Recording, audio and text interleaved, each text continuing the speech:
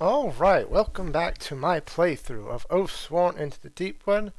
We are entering into this encounter against the Broodmother.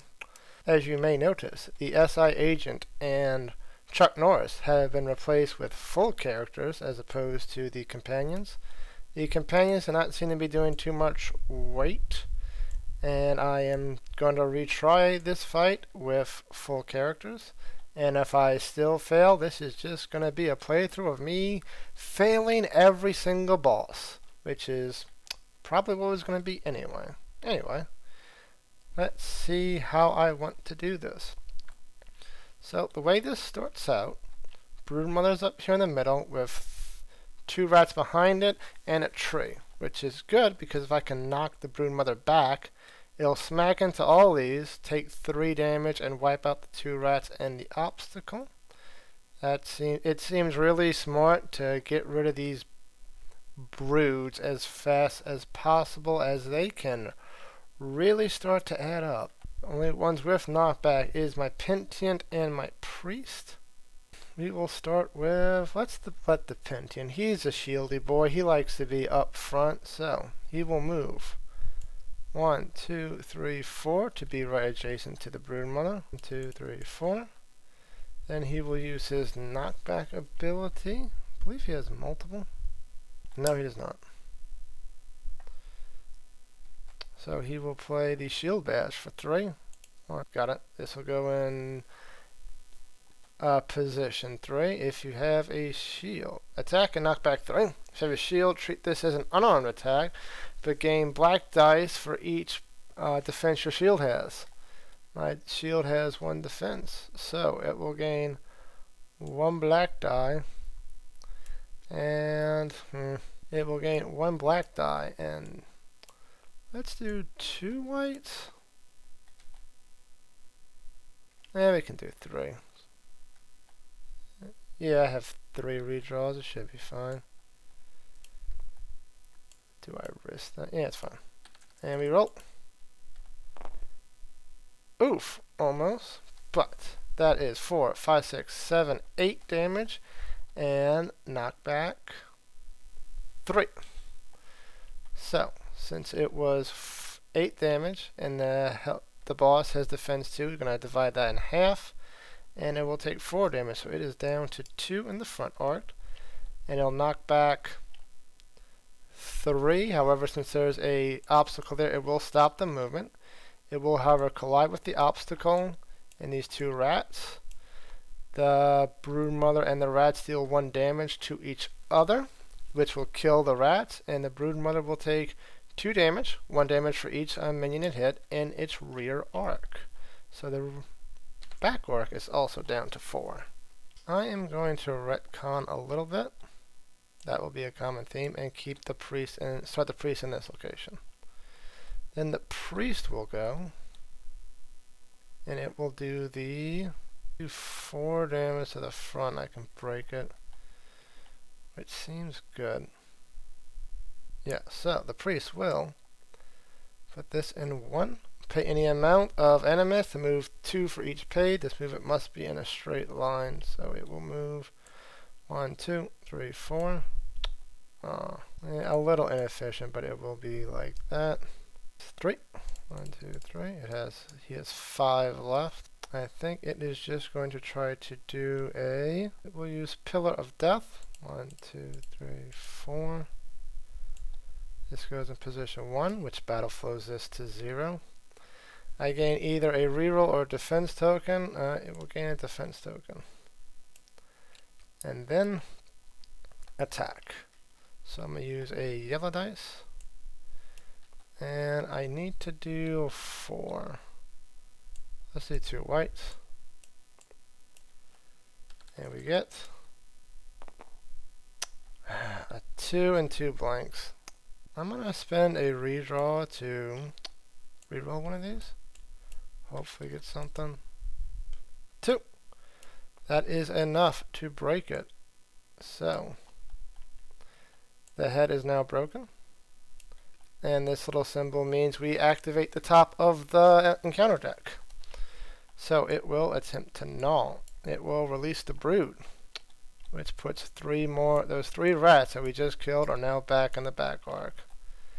Then it will move 7 to our target. Because the priest broke it, the priest is going to be the target. It will then attack the target with its mouth. Since we broke the mouth, we're going to be using one less red dice. And I am going to follow the rule suggestion for combat and just use the dice for less variance. It kind of messed me up last time. Do I want to pop any defense for this? I'm at 3. This could put me at 4. Yeah, we're just going to be 4 to whatever this thing is. And we get 1, 2, 3, 4. So the priest will only take 1 point of damage. That is fine by me. Then it will move 3 to the southeast. So this is the southeast, so it's going to be 1, 2, 3. And it's going to try facing that way. That's good enough. And now we need to get rid of some of these stupid things. Oh, and we reveal the top card of the deck, because we are always reveal the top card of the deck, because we're so good like that. Another, basically the same attack. So we are going to try to get rid of some of these enemies, because they will add up. Okay, so the ranger is going to move up 3 to there. So 1, 2, 3. Let's go, and Chuck Norris will then spend its 2 animus to gain 2 animus back, which it will then immediately use to activate the bow. When you attack, spend any amount of, well, when I attack. So we are going to do 1, 2, 3, 4 for multi-shot, which is a 3. You might point the enemies to know its enemies adjacent. Okay. It will use the 2 animus to increase the range by 2, so that range is now 6 with the bow. And the attack targets up to 3 enemies in your front arc, which 3 of these rats are in the front arc within range 6. Attack 1 and apply it to all targets. Ignore the highest valued card unless all targets are adjacent to at least one of the others, which they all are adjacent, so I will not have to ignore. I will need to do at least 2 damage. Alright, let's keep it with the 3, I guess. Oh, that's good. All these 3 are dead. 1, 2, 3. And then I think Kerr is going to go. Kerr is basically on them with animus. Of course he's going to go. Kerr will go 1, 2, 3, 4, 5. Yeah. 1, 2, 3, 4, 5 is now in the Broodmother's right flank. And it will play Nightshade for its last 3. Target an enemy's rear or flank empowered 3. So it will start with, let's say, 3 white dice, and I can empower 3. So I can make them all yellow. Yeah, let's make them all yellow. 1, power 2, empower 3, empower. Then gain a Skull Tycoon, which is a token unique to the SI agent. It allows him to empower his attacks. So he's going to roll 3. Hopefully get some good damage. Ooh, that's a crit 3. Come on, crit again. Nope. So that's 5 divided by 2 is 2.5, which rounds down to 2. So this is going to take right down to 4.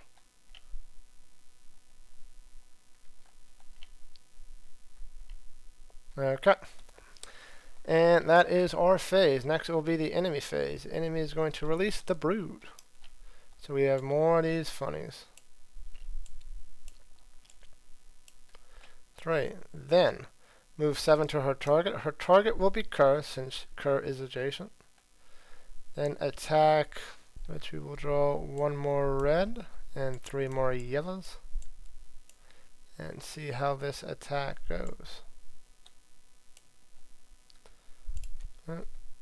That's a lot of damage. Kerr is going to kick them where it hurts. To reaction, kick them where it hurts, forcing them to redraw any 2 cards. You gain a skull token for each blank that is drawn in these rerolls. 1, 2. First, I should have done this. Before damage is drawn against a character within range 3, Kerr is within range 3. Move 2. If you're adjacent, they use your cards for defense. So, 1, 2. So, Kerr will have a defense of 4 for this attack. And he will make that redraw. Down. Oh, that's blank. This 3 and this 3. Blank? No. That was not good. In the slightest. 3, 6, 7, 8, 9. So Kerr's going to take 4 damage. He's going to be down to 2. That is not good. Oh, wait. Not divided by 2, divided by 4 because he's using the Pentient. So 3, 6, 7, 8, 9. So he will take 2. He'll be down to 4. Okay. Could have been a lot better, but could have been a whole lot worse. Okay, then it will move 3 southeast. So 1, 2, 3 southeast. And then the broods are going to attack. They will move 6, target 2. So first the ones closest to a thing. What though? This should have been here. Okay, so these 2 are the closest. And north, the rule is if you have a choice, first the northmost, then the westmost. So this one's going to move here since it's the closest. This one will move here since it's the closest, and there's 1 to a rat. Then, range we don't know. This, oh my god, they're all targeting him. 1, 2, 3. 1, 2, 3, 4, 5. Okay. So they are all targeting the priest. That's probably not good. The priest will... Okay, it will, as a reaction, thought 2. Before damage is drawn against a character within range 3, that character gains +3 for this attack, but you lose 1, so it's down to 3. But it now has a 6 defense against... We're also going to commit this, because we need all the help we could get. So that's 6, 7, 8 against 1, 2, 3, 4. 1, 2, 3, 4. Please don't die. That's a lot of blanks. Okay, so 3, 4, 5, 6, 7. The priest will not take any damage from this. Back to our turn. Okay, so we we regen our animus. Then everything in zeros will go back to hand. And the next attack from the Broodmother will be... Release the brood. Move that characters 1 for each. Ew, that is bad. Okay, we definitely don't want that to go off. So what we're going to do is Chuck Norris will battle flow a card. It will battle flow the multi-shot. Do a quick shot. Targeting a minion. The minion it targets will be this one here. 1, 2, 3, 4. 1 yellow, 2 white.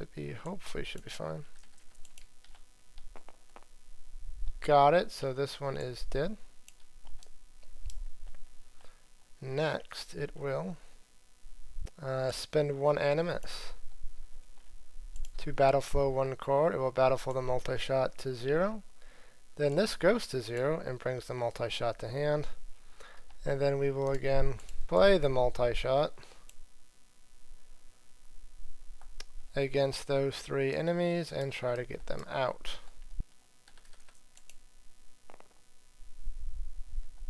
That's 3. That is not enough.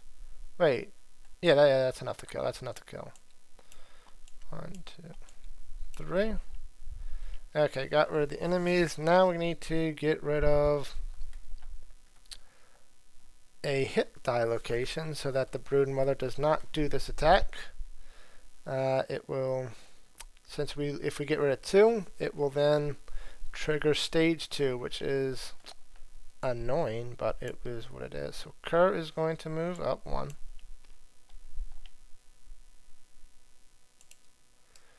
Then Kerr will do 1, 2, 3, 4.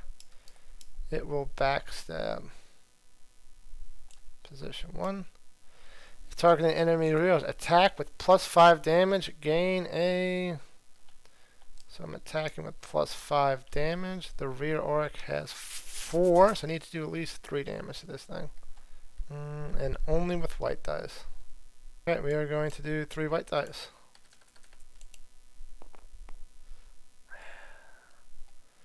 We will, so that's 5, 6, 7. Not enough. We're going to redraw 1. Hopefully get it. Redraw on the blank. Do it again.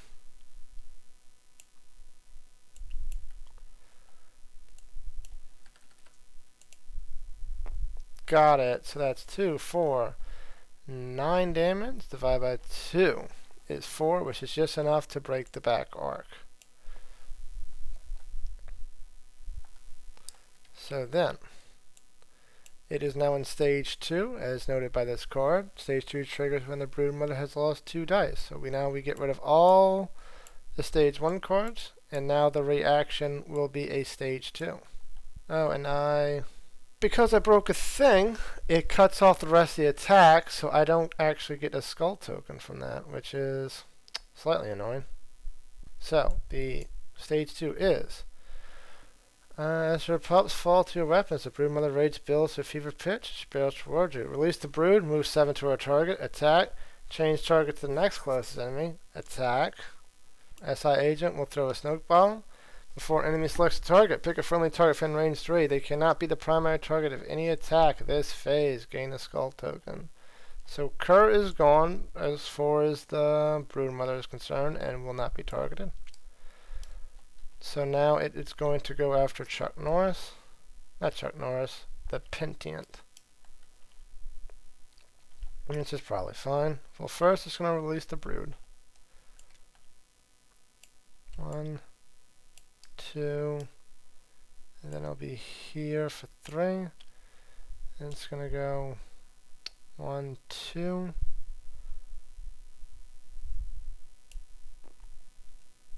All these are going to be pushed. Okay. Then it will attack the Pentient. 4. Okay, he's got 4. Do I want to do anything for this? It will do taunt for the defense proc, so now it's up to 7 against 1 red and 3 yellows. Let's see what we get. 3, so I take no damage.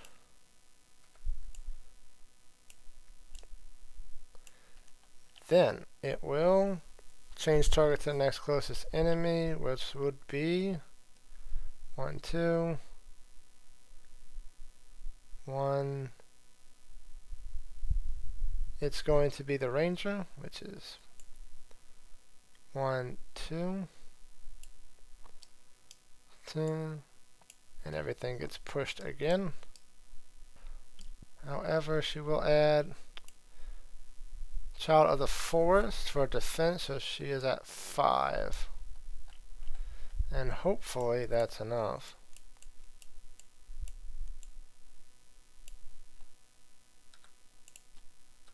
3, 4, 5, 6, 7, 8. So she's gonna take a damage. I think, yeah. If you start with 3 or less, gain 1 at the start of each refresh rate. So priest should be at 4. 5. Okay, and that's that activation. Now we got 3 more things to get rid of.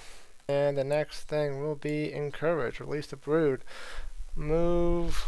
This cat gains 1 extra might card. I do not want that. But I also don't want another brood out. If I have 6 broods out, it's basically game over. Put this here. Spend 3, 1, 2, 3 to do an attack on the right flank. We'll use a couple white dice. Ooh, get a right crit. Into a rolling crit. So 2, 4, 5, 6. It would deal 3 damage. Not enough to break it. I think I'm going to spend a reroll to try to break that location. It's putting a lot of things on the board, but maybe.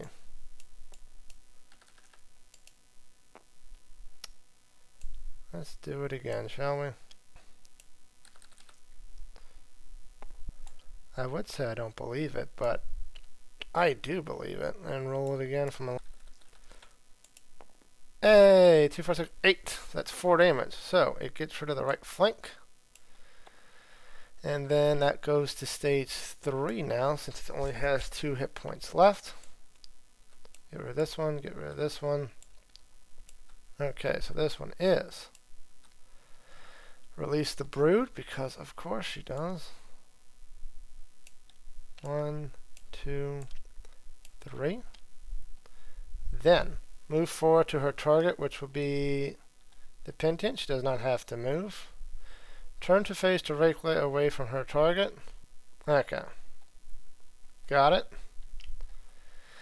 Then, Cone, tail attack, range 3, knockback 2. This attack comes from her rear. Ew. So that's going to hit the priest and the Pentiant. I will do this. So the priest is now at 4. They're both at 4. Because we broke the tail, it's not going to use one of the red dice, but we'll use 3. 1, 2, 3. Just go. Holy hell.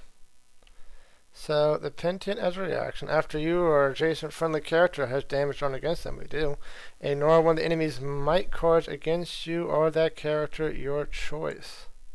So, we will of course get rid of this 4. So now it's 3, 4, 5, 6, 7, 8. 2 damage. 1, 2. 1, 2. Because the Pentiant took damage for each hit point you lose, gain an Empower 3 token. So hopefully we can get rid of this soon. And then, that is that. And we reveal a top card, which is Release the Brood. The Broodmother gains 1 for each, 1 defense for the rest of the encounter. And attack. This targets all adjacent enemies. Draw 1 for all damage. Move 4. Okay, so if we have this, Battle Flow 1 card to here, then it will, with the token, then it will spend 3 to attack. 1, 2, 3. The Broodmother. It's just going to spend... Oh, I have 2. Yeah, we'll do 2 Empower 3s to get 2 black dice.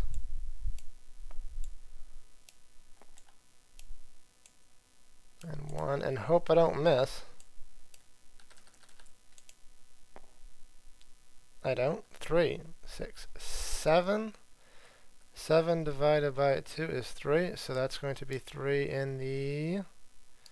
either the core or the left arc. Either one seems fine. And last action will be 2. Yeah, last action is going to be to move 1 away, I believe.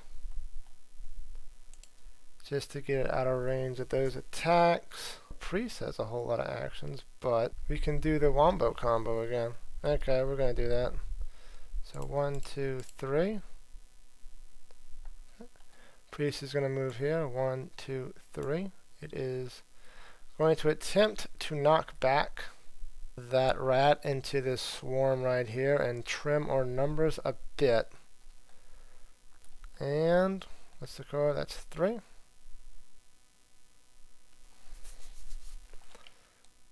One, 2, 3.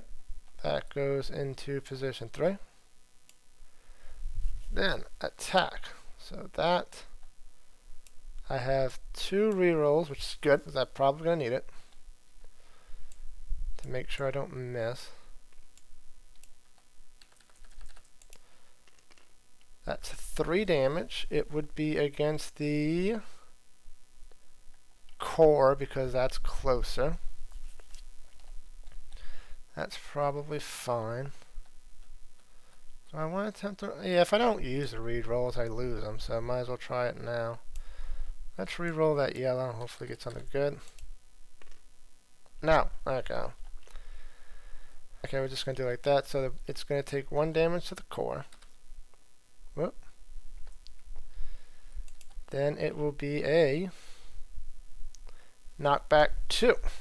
So because it's a large creature, it goes half. It's only going to go 1. Hitting all these 3. 1, 2, 3. 3 damage into its flank. Oh, that's going to break it. I don't know if I wanted to do that this early. Oh well, it is what it is. So, it will then release the brood. 1, 2, north, 3. Then the Broodmother gains 1 token for the rest of the round. Then attack. It targets all adjacent enemies. There are none. And then it will move forward to the nearest board edge, which is 1, 2, 3, 4. 1, 2. Okay, it's this way, which is good. It stays close. I don't believe anyone else has any animus left to do, so we will release. Dun, dun, dun. Release the brood, of course. 1, 2. Oh, that's a lot of enemies. 3. Move 3 southwest, which is this way. It's going to be 1, 2, 3. Oh, it's always going on everybody.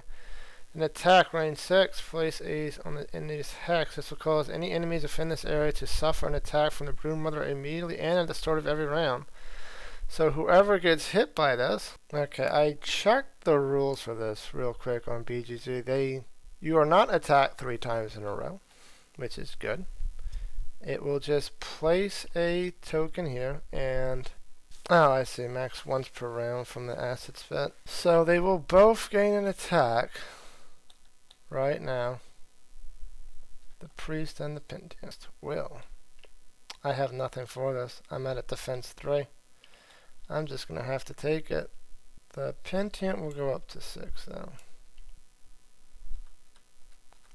Okay, 3. Okay, so the priest takes 1.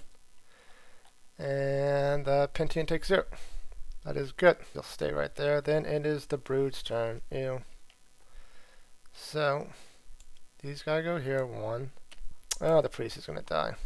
Okay, we'll say it's like that. So, anything I can help with? No. So, priest is basically dead. So that's 1, 2, 3, 4 yellow and 4 whites. Unless I get really lucky here. It's fine. At least there's no permadeath in this mode. So let's see. That's 3, 4, 5, 6, 7, 8. Takes 4 damage. Priest is dead dead. And then the mob takes only 1 because only 1 can target it. Which it can... Yeah, it's probably fine. Okay, it's going to go up to 4 for this just to be on the safe side. 2, no damage to that. So the priest is removed from the board. It will be replaced by one of our allies. Next, it is the start of the Oathsworn phase. It is the start of the encounter phase, so now the Pentient's going to get hit again because of that. I'll go up to 6 for this attack.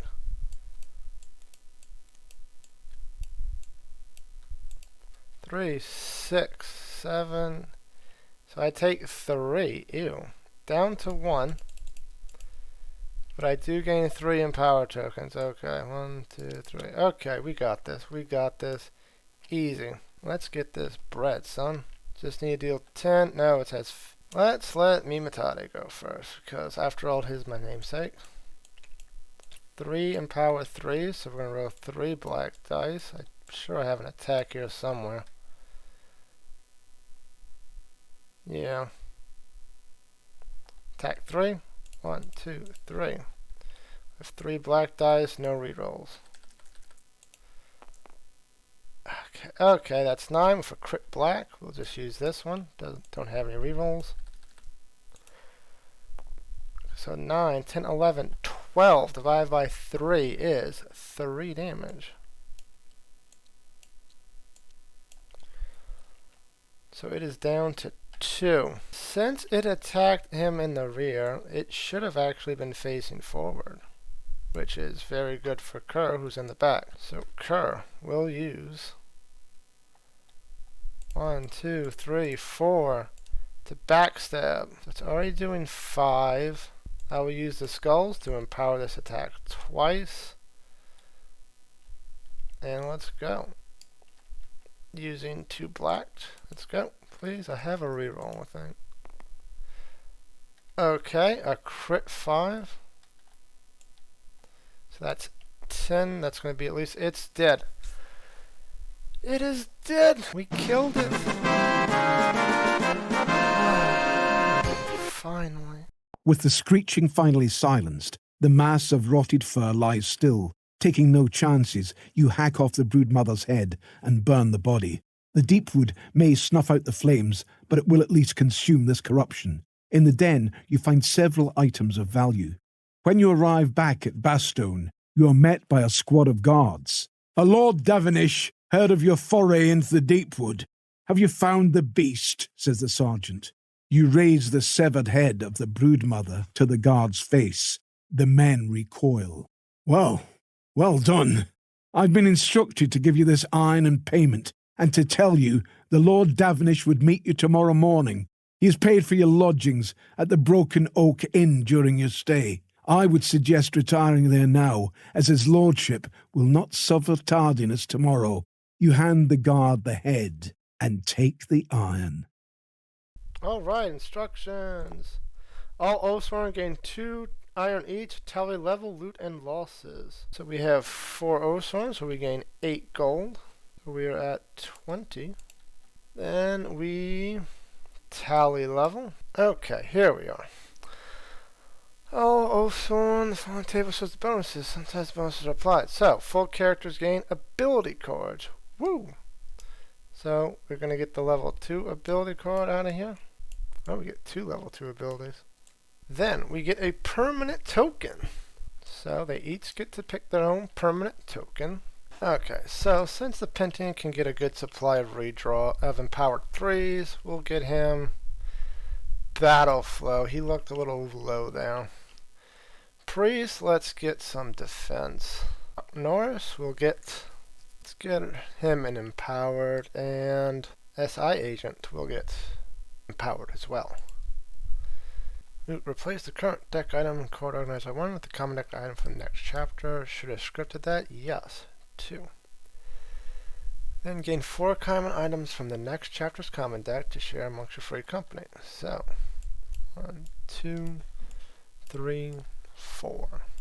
Gain 2 unique items from the current chapter's unique item deck to share amongst the free company. 3 if your free company sheet has a chapter extra unique item box checked, which it has. Gain 1, and we don't gain the extra. Then losses for each unconscious dead player. Oathsworn, mark 1 tick on the knockout track. 1.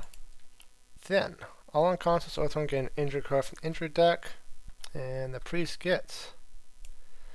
oh, it's a Battle Flow 3, which is nice at least. If you have 6, lose 1. Full characters.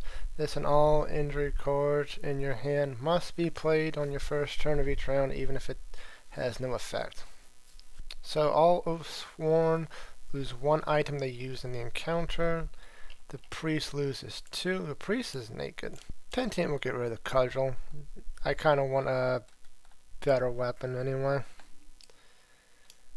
Rogue will get rid of one of his daggers. It's fine, he's got two. And him, I guess the wrappings.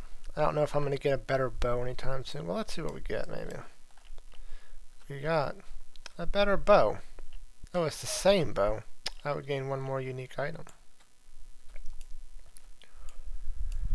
So, we get the short bow, which is this bow that the ranger starts with. Well, anyway, the bow can only go to the Pentient. Not the Pentient, the ranger Chuck Norris. So yeah, we are actually going to get rid of that thing again. Did it wrong.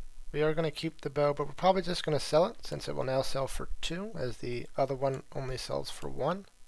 We also get a halberd weapon, 2 arm, can be equipped by the Pentient, but the Pentient likes shields. If you attack, add 1 range to the attack.